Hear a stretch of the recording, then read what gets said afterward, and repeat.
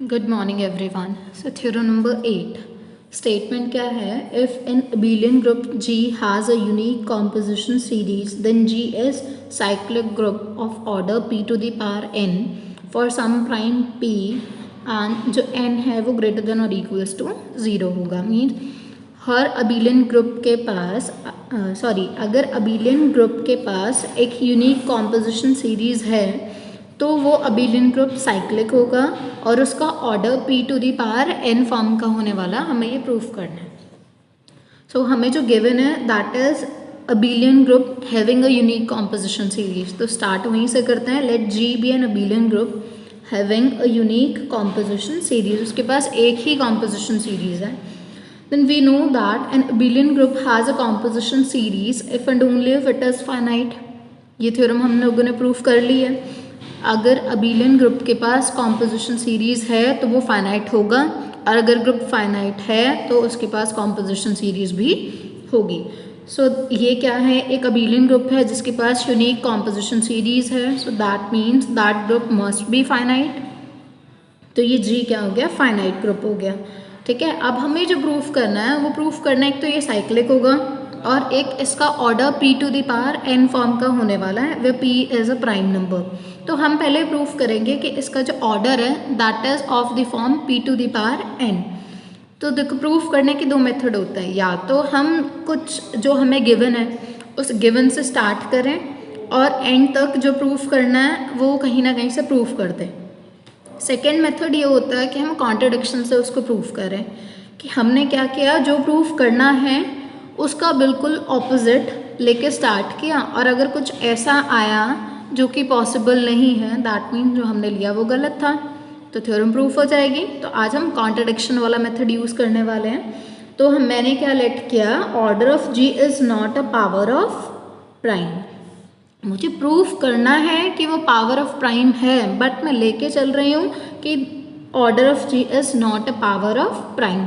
So this implies कि order of G is not equals to some p to the power n where p is a prime number and n is greater than equals to 0। ठीक है, अगर वो किसी single की prime में नहीं है, प्राइम पावर्स में नहीं है, तो दैट मीन्स उसके एटलीस्ट दो फैक्टर्स होंगे। ठीक है, अगर वो प्राइम के पावर्स में नहीं लिख सकते हम उसको, तो दैट मीन्स उसके पास दो प्राइम फैक्टर्स होंगे और दोनों के दोनों डिस्टिंक्ट होंगे। तो P एंड Q दो प्राइम फैक्टर्स ले लिए ऑर्डर ऑफ G के, such that P is not equals to Q। ठीक है, अब दोनों ये जो है P and Q are factors of what? Factors of order of G। So factors हैं तो डिवाइड करेंगे। So this implies P divides order of G and Q divides order of G।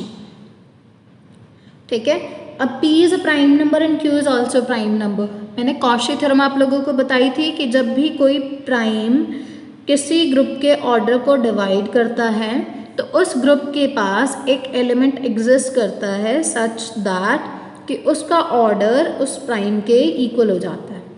तो बिल्कुल सेम कंडीशन यहाँ पे लगाई है। If P divides order of G, so G has an element of order P such that order of that element is equals to P, and Q के लिए एक element मिलेगा B जिसका ऑर्डर Q होगा। ठीक है, सो this is by Cauchy theorem.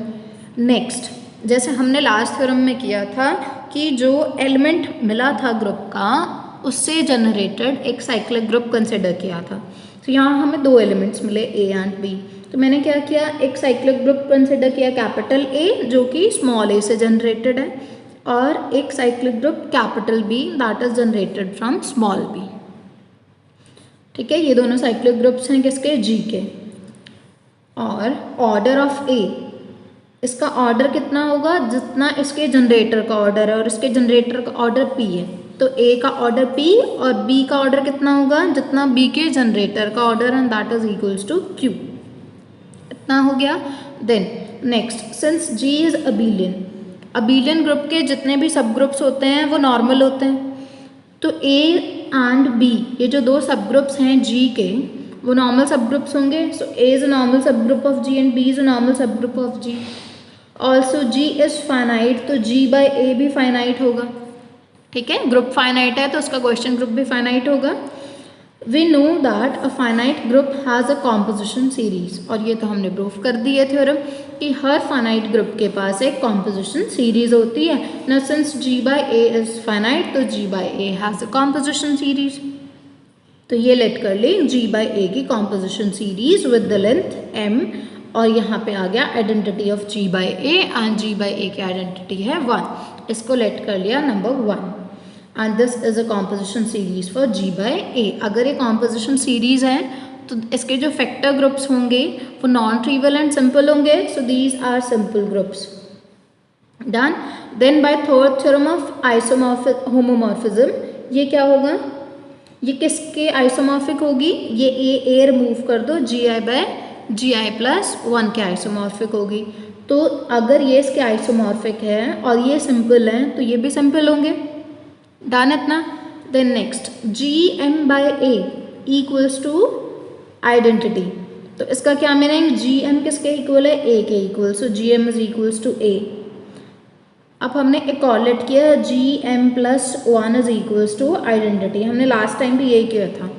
तो अब G के लिए एक कॉम्पोजिशन सीरीज बन जाएगी, कैसे, क्योंकि ये फैक्टर ग्रुप्स सिंपल आ रहे हैं G वाले, ठीक है, और ये कहाँ तक था, m-1 तक, मीन्स यहाँ पे Gm तक वाले सिंपल हैं, तो Gm plus 1 equals to identity add कर दिया तो वो भी सिंपल ही रहने वाला है, ठीक है। तो अब हम क्या करेंगे, इसकी हेल्प से एक कॉम्पोजिशन सीरीज लेट करेंगे G की, ठीक है। सो this is a normal series, G से लेके G0, G1, Gm and Gm क्या है, A, and that is Gm contains Gm plus 1, और Gm प्लस 1 हमने आइडेंटिटी लेट किया। Now since order of A is equals to P and P is a prime number, और हमें पता है कि a group of prime order is simple, so this means A is simple, ठीक है। So therefore Gm by Gm plus 1, Gm is A and Gm plus 1 is identity, so this is isomorphic to A and A is a simple group, so this means Gm by Gm plus 1 is also simple, ठीक है। तो क्या हो गया, इस ये जो normal series 2 थी इसके जितने भी फैक्टर ग्रुप्स हैं वो सारे के सारे कैसे आ गए, simple, so this means 2 is a composition series, ठीक है, कॉम्पोजिशन सीरीज बन गई। अब ऐसे ही बिल्कुल सेम काम जो हमने A के लिए किया तो B भी तो सेम काम करेगा, ठीक है। तो G by B भी एग्जिस्ट करेगा और वो फाइनाइट होगा तो उसकी कॉम्पोजिशन सीरीज आएगी, तो उसकी कॉम्पोजिशन सीरीज लेट कर ली 3, ठीक है। देन आज बिफोर जैसे हमने इसकी हेल्प से एक कॉम्पोजिशन सीरीज बनाई G की, ऐसे ही हम B की हेल्प से भी एक कॉम्पोजिशन सीरीज बना सकते हैं G के बिल्कुल सेम स्टेप्स फॉलो करते हुए, बस A की जगह पे B यूज़ करना है और G0 G1 के प्लेस पे हमने H0 H1 यूज़ करना है, ठीक है।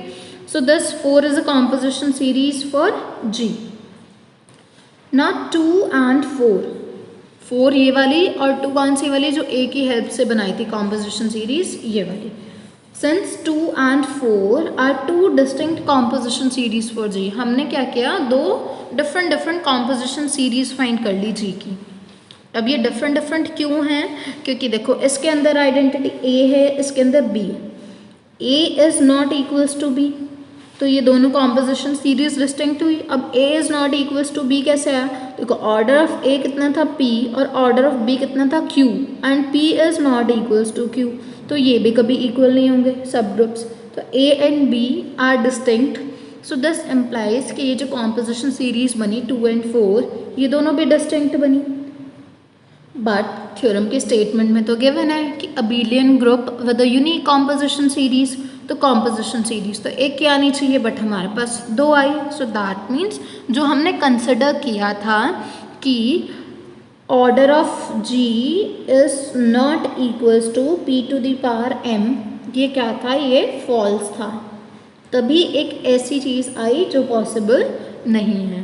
सो दैट मीन्स कि order of G is of the form P to the power M where P is a prime number and N is greater than equals to 0। अभी तक हमने एक चीज़ proof की है, आधी थ्योरम प्रूफ हुई है कि G का order P to the power N form का है।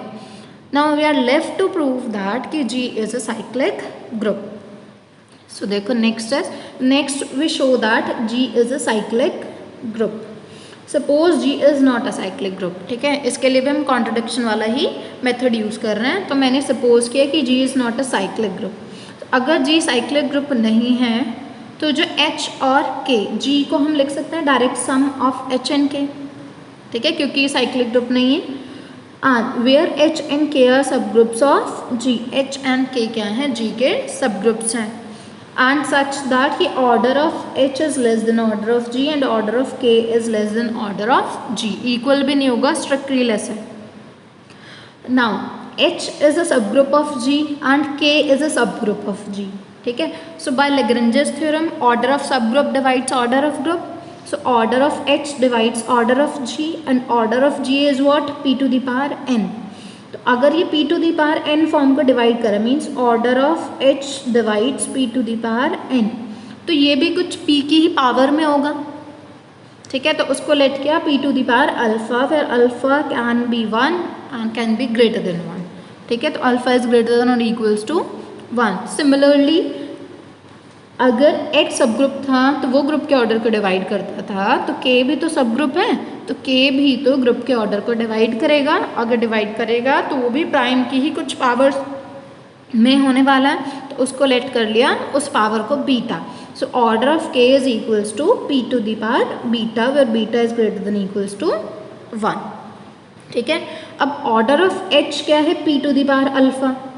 सो दैट मीन्स क्या? P to the power alpha को डिवाइड करता है. सो दिस मीन्स कि P divides order of H.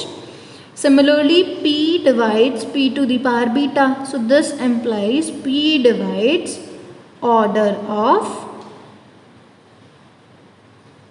H. हाँ, P divides order of K.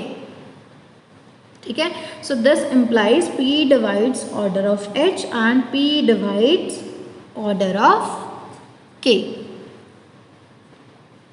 ठीक है, इतना क्लियर. अब आगे देखते हैं. तो अगर P डिवाइड करता है ऑर्डर ऑफ H को, तो उसके पास एक एलिमेंट एग्जिस्ट करेगा H के पास A, जिसका ऑर्डर क्या होगा? जिसका ऑर्डर क्या होगा? प्राइम के ही इक्वल होगा. So there exist A belongs to H such that order of A is equals to P. और जैसे हमने लास्ट टाइम किया था, इस A से जनरेट होने वाला एक ग्रुप कंसिडर कर लेते हैं, तो वो A कंसिडर कर लिया. सिमिलरली K के लिए एक एलिमेंट क्या लिया? B एग्जिस्ट करेगा, जिसका ऑर्डर क्या होगा? Q होगा. ठीक है, सो A एंड B ले लिए. अब फिर से बिल्कुल सेम स्टेप्स आ रहे हैं, काफ़ी चीज़ें तो काफ़ी सेम है. तो A क्या है? एक ऐसा ग्रुप है जो कि किसके एक एलिमेंट से, A कहाँ से आया था? देखो, A belongs to H and capital A is generated by this A. तो ये जो कैपिटल A है, ये जो साइक्लिक ग्रुप है, this is a cyclic group generated by an element of H. H के एक एलिमेंट से हमने पूरा का पूरा A फॉर्म कर दिया. सो दिस इम्प्लाइज कि this A is contained in H. So this A is contained in H. Similarly B belongs to K and this K is generated by, sorry, this capital B is generated by B. So देखो, K के एक element ने इस पूरे B को बना दिया. This means this B is contained in K. तो B is contained in K. Now A is contained in H and B is contained in K. So this implies कि A intersection B is contained in H intersection K. और H plus K, H direct sum K हमने क्या लिया था? G. और direct sum हम लिखते ही तब है जब इन दोनों की इंटरसेक्शन क्या होती है. इसको डायरेक्ट सम में हम लिख ही तब सकते हैं जब इनकी इंटरसेक्शन सिर्फ आइडेंटिटी आती है. सो दिस एम्प्लाइज कि H इंटरसेक्शन K क्या है? आइडेंटिटी है. So A intersection B is contained in identity. तो A इंटरसेक्शन B तो आइडेंटिटी ही हो गया. क्यों? क्योंकि A intersection B is contained in identity and identity तो हर सेट के अंदर कंटेन्ड होती है. तो identity is contained in A intersection B. तो जैसे अगर हमें मिल जाता था कि A is contained in B and B is contained in A, तो हम क्या लिखते थे? A is equals to B तो बिल्कुल वही सेम चीज़ है, this set is contained in identity and identity is contained in this set, so this implies these both are equal. So A intersection B is equals to identity. So अगर इन दोनों की intersection identity है तो that means identity में कुछ तो आया ना इंटरसेक्शन में, सो दैट मीन्स ये क्या आने वाला है, ये दोनों के दोनों सेट्स इक्वल नहीं होने वाले, क्योंकि दोनों में सिर्फ जो कुछ कॉमन आया दैट इज आइडेंटिटी, सिर्फ आइडेंटिटी ही कॉमन है, उसके अलावा और कुछ कॉमन नहीं है. So A is not equals to B. अगर A not equals to B है तो जैसे हमने पहले किया था कॉम्पोजिशन सीरीज फॉर्म कर दी थी दो डिफरेंट, तो वो बिल्कुल ऐसे यहाँ पे भी फॉर्म हो सकती है. तो आपको ये प्रूफ नहीं करना है, आपको भी सेम ऐसे ही लिखना है पेपर में कि as before G has two different composition series and which is a contradiction, क्योंकि स्टेटमेंट में गिवन है कि G is an abelian group with unique composition series and this contradiction proves that G must be a cyclic group. ठीक है, अब एक next theorem देखते हैं. Last theorem of this lecture is theorem number 9. G be a group having a composition series. G एक group है जिसके पास composition series है और H क्या है, एक नॉर्मल सब ग्रुप है G का, तो H के पास भी composition series होगी. मीन्स अगर किसी ग्रुप के पास कॉम्पोजिशन सीरीज होती है तो उसके नॉर्मल सब ग्रुप के पास भी कॉम्पोजिशन सीरीज एग्जिस्ट करती है.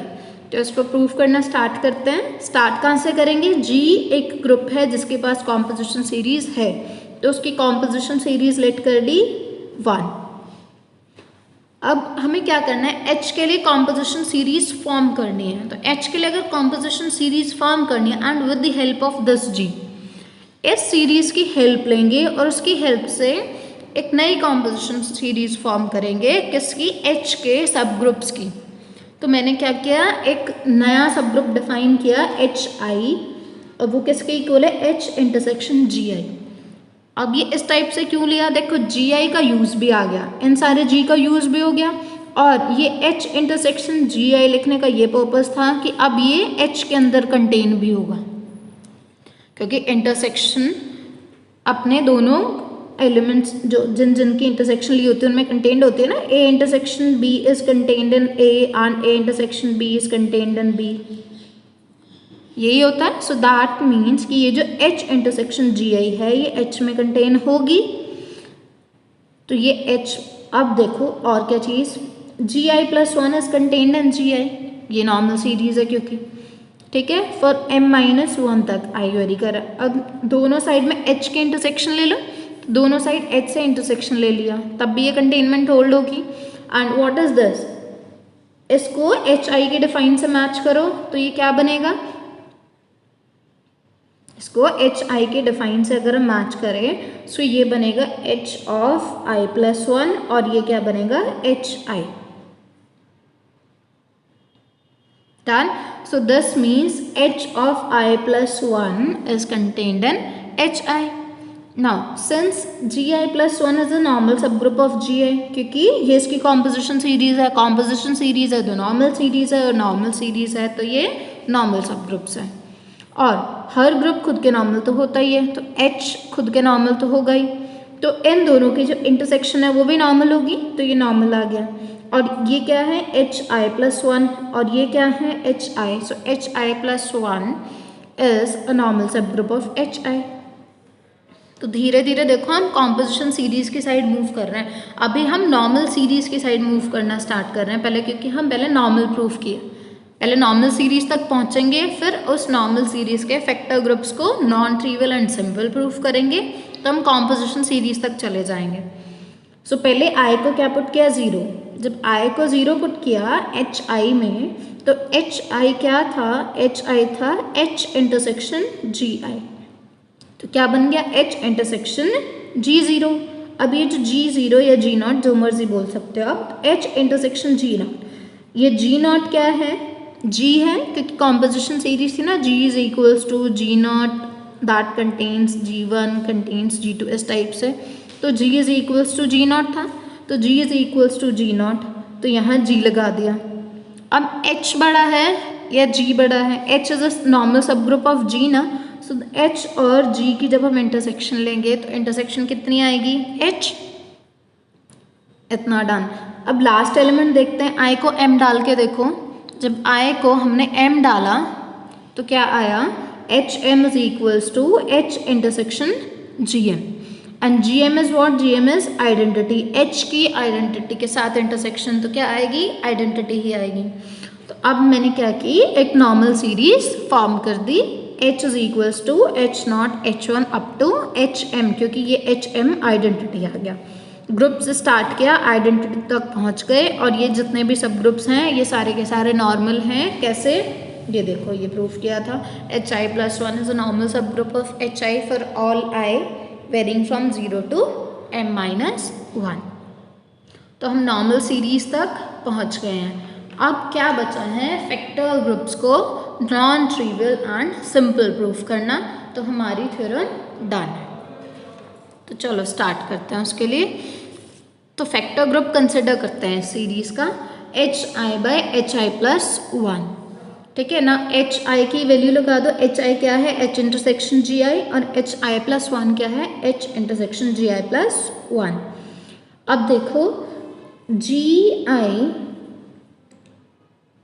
और GI+1 कौन बड़ा है, देखो जो सीरीज है हमारी वो क्या है, G is equals to G0 contains G1 contains G2, ऐसे चल रही है। तो जो छोटा वाला इंडेक्स है वो बड़े वाले को कंटेन करता है, ठीक है। सो दिस मीन्स कि GI+1 is contained in GI। तो अगर मैं GI की जगह पे ये लिख दूं कि this is GI is equals to GI intersection GI+1, sorry GI+1 के प्लेस पे छोटा वाला ना, छोटा वाला इंटरसेक्शन में आएगा। तो GI+1 को मैं GI इंटरसेक्शन GI+1 लिख सकती हूँ। क्यों, क्योंकि छोटा वाला सेट कौन है, GI+1। तो छोटे और बड़े में जब इंटरसेक्शन फाइंड करते तो छोटा वाला सेट आता है, तो वापस से GI ही तो आएगा। तो मैंने इसके प्लेस पे क्या लिख दिया, GI इंटरसेक्शन GI+1। अब इंटरसेक्शन में तो एसोसिएटिव लॉ होल्ड करता है, तो मैंने क्या किया, ये इसको ब्रैकेट्स को इंटरचेंज कर दिया, मतलब पहले फर्स्ट 2 की इंटरसेक्शन ले ली, बाद में उसकी थर्ड के साथ। तो H इंटरसेक्शन GI एक टर्म बन गई, देन इंटरसेक्शन GI+1। इतना डन।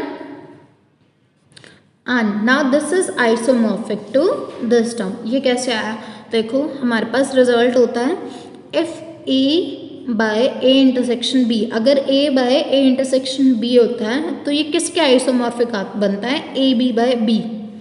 तो अब यहाँ से कंपेयर करो, ये पूरा क्या है, this complete is A, so A/A intersection B, so B is this. So ये किसके आइसोमॉर्फिक होगा, AB means A is this into this divided by B, ठीक है। तो ये इसका आइसोमॉर्फिक हो गया। नाउ H इंटरसेक्शन GI में कंटेन्ड होगा, तो इसकी जगह पे GI लिख दिया। अब GI और GI+1 दोनों में से जो बड़ा होगा वो इनकी प्रोडक्ट आएगा, दोनों में से बड़ा कौन, GI। So this is equals to GI/GI+1। So देखो स्टार्ट कहाँ से किया था हमने, HI/HI+1 से। तो ये आया isomorphic to this term and this term is contained in GI/GI+1। इतना डन। अब देखो since H is a normal subgroup of G and GI is normal to itself, तो दोनों की इंटरसेक्शन जो होगी वो भी नॉर्मल ग्रुप फॉर्म करेगी। एंड G इंटरसेक्शन GI ये ग्रुप है और GI इसका सब ग्रुप है, तो इंटरसेक्शन कौन आएगा, छोटा वाला, तो GI। Also GI+1 is a normal subgroup of GI। Done. तो इसको और इसको कंबाइन करो, this is normal to GI and this is normal to GI। तो अगर इन दोनों की मल्टीप्लाई कर लें तो वो भी नॉर्मल आएंगे, और GI इंटू GI वापस से GI ही बनेगा। तो ये ऐसे लिख दिया H इंटरसेक्शन GI। अब दोनों में क्वेश्चन ग्रुप फॉर्म कर सकते हैं, नीचे GI+1 ले लिया, वो तब भी नॉर्मल ही रहेगा। But GI/GI+1 is non trivial and simple. क्यों, क्योंकि G के पास तो कॉम्पोजिशन सीरीज है ऑफ लेंथ M। तो ये क्या, ये जो फैक्टर ग्रुप्स होंगे ये कैसे होंगे, नॉन ट्रिवियल एंड सिंपल होंगे, ठीक है। तो GI/GI+1 के फैक्टर ग्रुप्स अगर नॉन ट्रिवियल एंड सिंपल हैं तो ये जो है ये H intersection GI plus one divided by GI, ये तो इसी के अंदर कंटेंड है, GI प्लस वन वाले फैक्टर ग्रुप्स के अंदर। तो अगर यही नॉन ट्रिवियल एंड सिंपल है तो जो इसका सबसेट है वो भी तो नॉन ट्रिवियल एंड सिंपल ही होंगे। सो दैट मीन्स कि ये भी कैसे होंगे,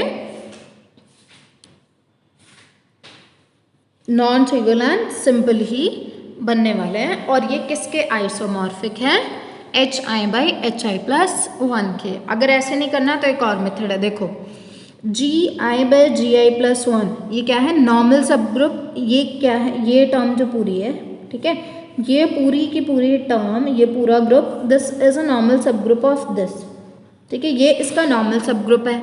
और ये क्या है, सिंपल। अगर ये सिंपल है और ये इसका नॉर्मल सब ग्रुप है तो सिंपल ग्रुप क्या बोलता है कि मेरे पास तो दो ही नॉर्मल सब ग्रुप्स आते हैं, या तो वो ग्रुप इटसेल्फ या फिर आइडेंटिटी। सो दैट मीन्स कि या तो ये वाली पूरी जो टर्म है, ये पूरा ग्रुप है, या तो वो आइडेंटिटी होगा मीन्स ट्रिवियल होगा, या फिर ये पूरा के पूरे ग्रुप ही होगा इटसेल्फ, ठीक है। सो ट्रिवियल तो ये रहा, और ये कैसे है, GI/GI plus one is simple and non-trivial. So this implies this is either trivial or simple non-trivial. इतना डन। अब देखो, अब बस थ्योरम खत्म होने वाली है। सो ये जिसके आइसोमॉर्फिक था HI/HI प्लस वन, वो भी तो या तो ट्रिवियल ग्रुप्स होंगे या फिर सिंपल नॉन ट्रिवियल ग्रुप्स होंगे। तो हमने क्या किया, जो ट्रिवियल, अगर उसमें कुछ ट्रिवियल है भी तो उन ट्रिवियल्स को हम रिमूव कर सकते हैं। So omitting the trivial factors we get a series for H with non trivial simple factor groups. तो एक सीरीज मिल गई, नॉर्मल सीरीज, जिसके अंदर non trivial simple factor groups हैं। सो दिस इम्प्लाइज कि 2 is a composition series for H. That's all for today. Thank you.